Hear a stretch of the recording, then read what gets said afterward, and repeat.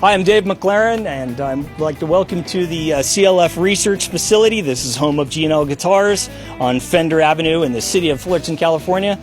Today we're going to have a look around inside at some of the facility, particularly a lot of the neat historical aspects of it, because this building was built by Leo Fender, and we're going to have a lot of neat stuff that's not only of the era where we made G&L guitars here, but other things beforehand. It's going to be fun, so we hope you enjoy it.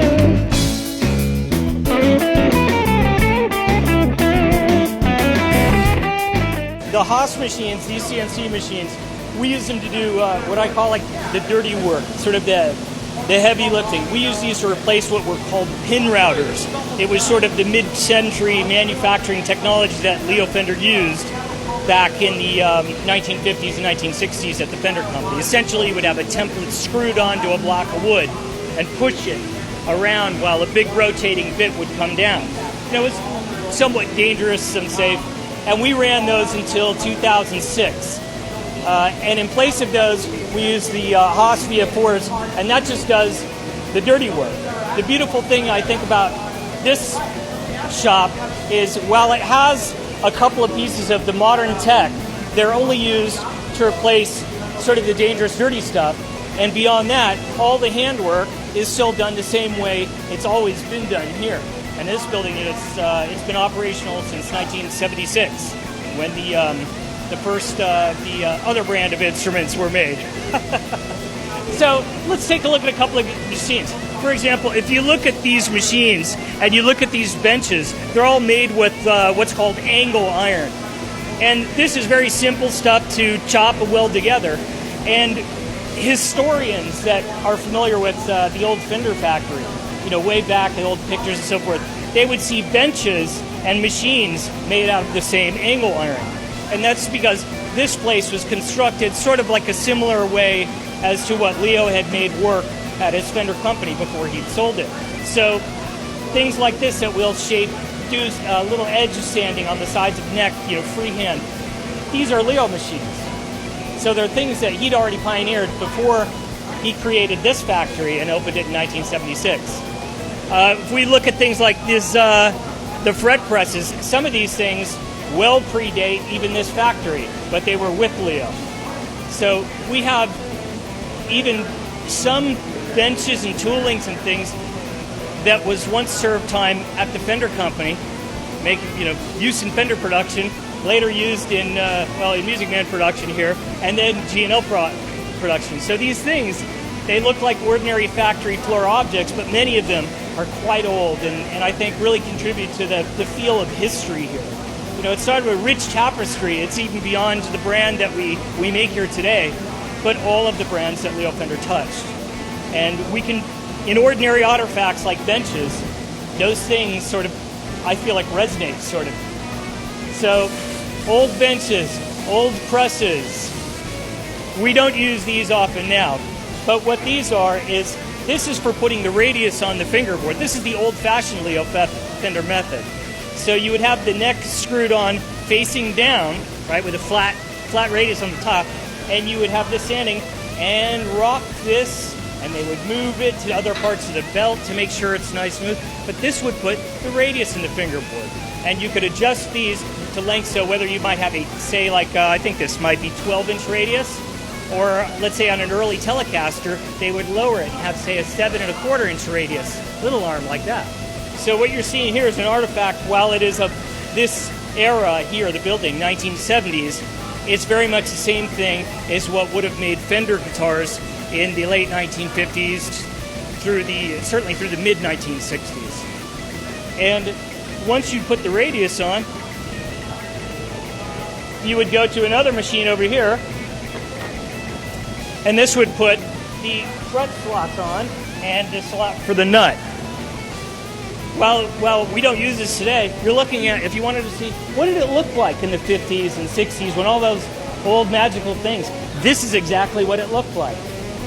This I call the Hall of Fame, because in trying to get that beautiful edge feel and have it repeated, it has to be kind of like religion. They have to be like touchstones, So I thought we're going to have great examples of common our best profiles, most common profiles right here, so everyone is welcome and encouraged to pick it up and touch it. Because when you're doing so much of this fine detail work, the difference between magic and not,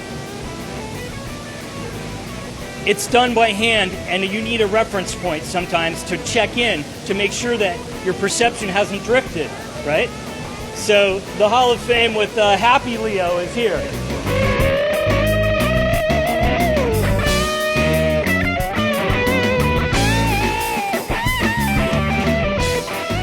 If you look at this Delta Rockwell bandsaw, this is actually from the early 1960s.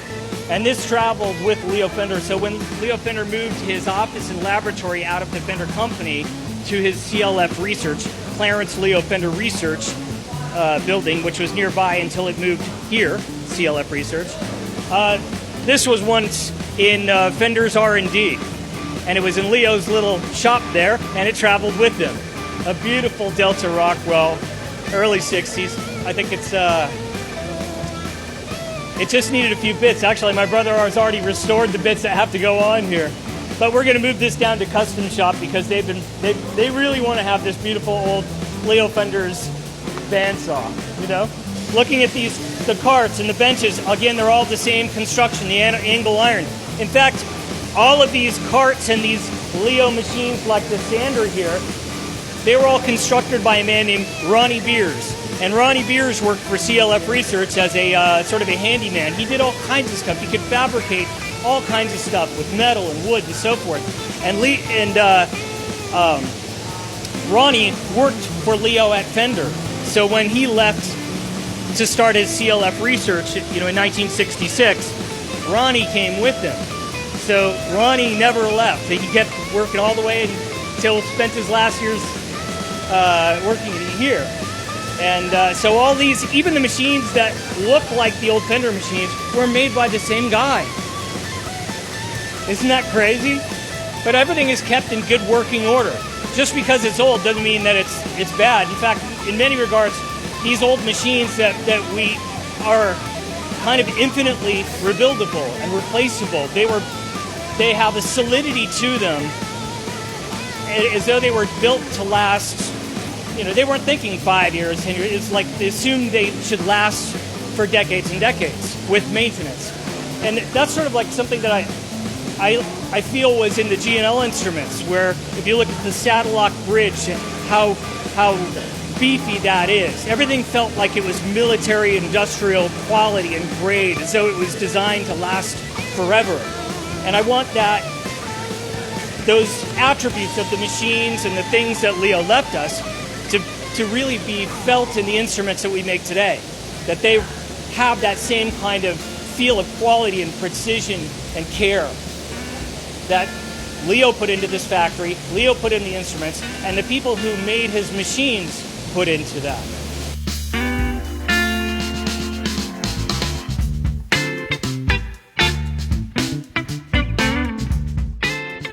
We are in the paint shop here at the CLF Research Factory, home of G&L Instruments, and even these the paint booths here.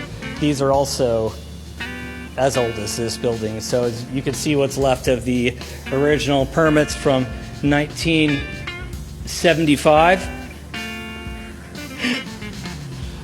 I don't know how long that piece of paper is still going to last there, but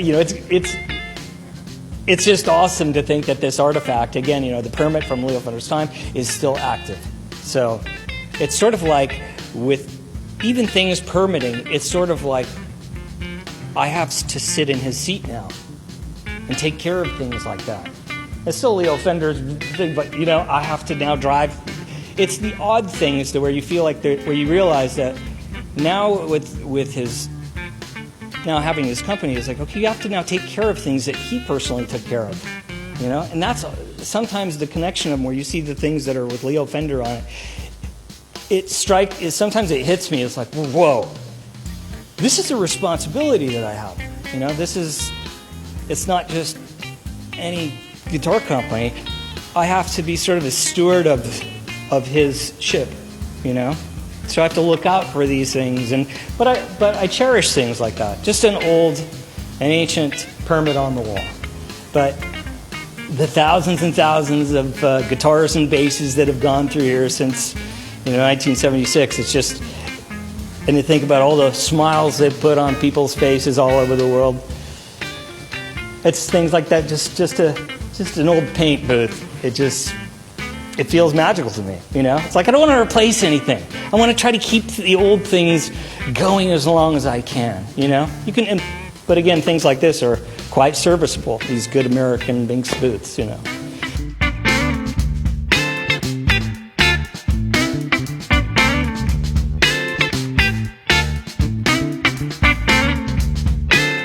Okay, we're in the polish department now, and this body's come in here. You can see this. I don't know if you can see in this light. There's what we call orange peel in the paint. All that is just the natural sort of peaks and valleys after you paint it. You're going to have some of that effect. Now, regardless of how well you've applied the paint, you've prepared that, a lot of the sort of magic, if you will, that people describe the GNL, they say, hey, the finishes are immaculate, and they focus a lot on the paint because that's what they think. But a lot of the beauty comes from the polishing.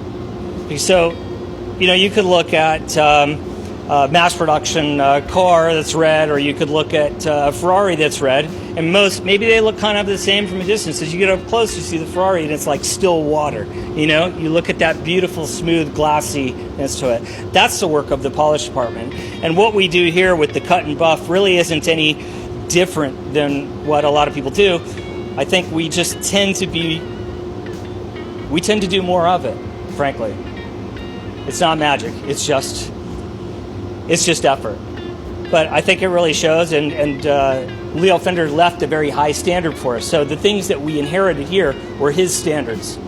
So I can't let it be below that. I have to be that or better. Otherwise, I always feel like I always imagine him in the back of my mind, and him saying, "Is that the best you can do?" So I always feel like I gotta push, because I can't have Leo Fender in the back of my mind going, "Is that the best you can do?" No, I gotta feel like he's in the back of my mind going, "That's okay," or just that little bit of a smile that he'd give you, just of approval. That's what I go for, and well, this thing just came in here and it's had a beautiful paint work done. It's when it leaves here after the polish guys, that's when it has that beautiful GNL shine. Something we started doing just a few years ago, and I really kind of dig this, is our USA Instruments here, we laser in the serial number on the back of the headstock. And the reason why that is let's say later on you need a repair to the neck. You have a warranty repair or whatever the hell it is, you need a new neck. And most companies, like your serial number, if you can replace the neck, it's bolt on, you get another serial number. I can't handle that. It's like if my car goes in, I can't get a new VIN number, And for some people, that serial number, it could be like they saw it and it was like their wife's birthday. It could be anything like that. It could be a special number for some reason, or they just like looking at it. They don't want to change it. It was lucky. So now we can make a replacement neck, and we're doing it even for instruments built way back to 1980 for people, and we can put serial numbers or things like that on that laser in, so we don't have to, no one ever has to get a new VIN number on their USA GNL. So before we did this, we had these little plates that we put on the back of the neck, and people called them license plates. But I thought the benefit to that is, should you replace the neck, you can just, we or the techs can put that on, and these are closely held, so that it's not like there's a bunch of them out there on the loose. But that's, I guess the reason why I'm telling you that is when I think of people buying the instruments and bonding with that, I want to create a bond that's not, it's not something that's it's flighting. It's a temporary thing. I want people to bond with that instrument, and should something happen, to the best of our ability as a company, the feeling of what you had is restored. You know what I mean? That experience. Even if, God help you, need a neck, the people understand what that feels like and want to do the best they can to make you still have that same feeling, I guess that's the point of that. The only reason was that is I just wanted to make it easier for people to continue that experience and us to be able to deliver that. As simple as a serial number, but it means things to people, you know?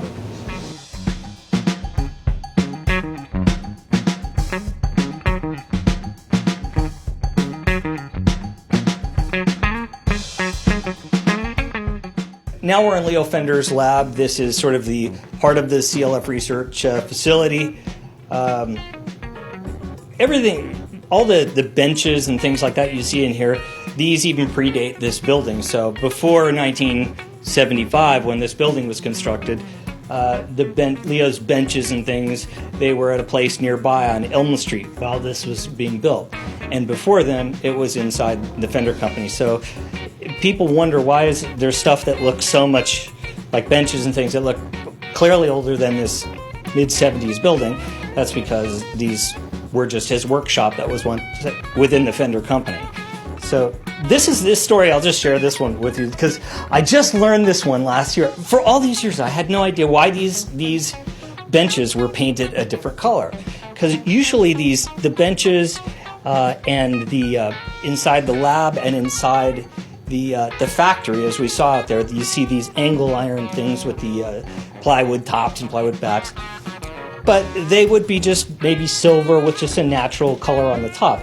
But these ones were painted over, and I didn't know why. And my brother explained it to me. He said, "Well, at the time when Fender was experimenting with the pastel colors, they would get samples of paint and so forth. And when you get the samples of paint, what do you do with the sample after it's done?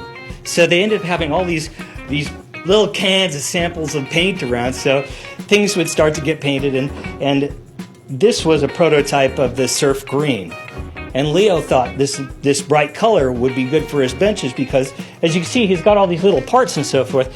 The little parts is much easier to find on a light-colored surface than the dark that he was used to. So that's how Leo Fender's benches became painted in prototype surf green. The only things, of all the benches, these are the only ones. So, but that's why this is the heart of this. And inside this room, really, this is where Leo Fender's sort of his personal mission, the brands faded away. And it just became his own personal mission. And we can see things in here that technologically, they were the seeds of something that germinated much later. Where you could see him working on an idea. Maybe he hits a wall and it stops. And then it could be 10, 15 years later, he comes back to it, he has an aha moment. And in the case of this, what we call the CLF 6768 prototype, it's sort of Telecaster shaped. The original intent was that they would be sort of like a premium model above the Telecaster. So it would be, so you have two pickups, so it's kind of targeted that market as opposed to say like a Stratocaster kind of thing. But by this time, you see the split coil configuration. Well, that's so he would be naturally humbucking. And Leo was once he had switched to this in his mind, he gets what he called the percussive sound, which was his Fender sound, how he would describe his sound.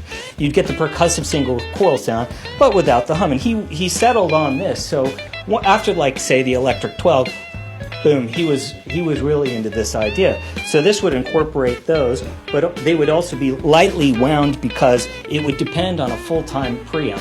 And this was, barely, 1967. So this is kind of far out stuff that he was looking at. And this bridge was engineered to try to capture more of the string energy, and as it moves over this little arm, it's actually pivoting to press against the end grain of the wood. But this is a complicated bridge to manufacture, to use, so it was conceptually a neat idea because you could get more string energy to press the end grain of the wood, because the vibrationists prefer to travel with the end grain of the wood as opposed to against it. But at the time, it just wasn't ready. So as 1969 drew to close, Leo Fender's consultancy with the Fender Company also drew to close, and the development just sat for 50 years. Until last year, we decided we were going to bring out the instrument and see if we could make it work. So what you're looking at there is just a technical mule. But the drawing, if we can get this, we have a series of drawings where styling was being worked on at the same time. So even though the bridge concept, technologically, it wasn't quite ready for production, it had been drawn in here. You can see the pickups drawn in here. So this was parallel to the rush to get the styling done, or get the technical part done. There was also a movement on the styling with a couple of different versions, including, like, these are all late 1969. So what we did is we just brought something out 50 years later, and as I say, it was like we finished a song. Let's say an artist passed away, and there was an unfinished song from long ago, and someone who was well versed in the work completed it. That's kind of what we did here. We completed it with tools and technologies that he developed later, solutions, and applied them to his original concept, and completed the guitar, completed the song, if you will. I hope you enjoyed what you saw here today, and if you're interested in a G&L guitar, please check out AmericanMusical.com. They are doing a great job with G&L. They're really into it, and I'm really stoked to have you guys here with me today. Thanks, everybody.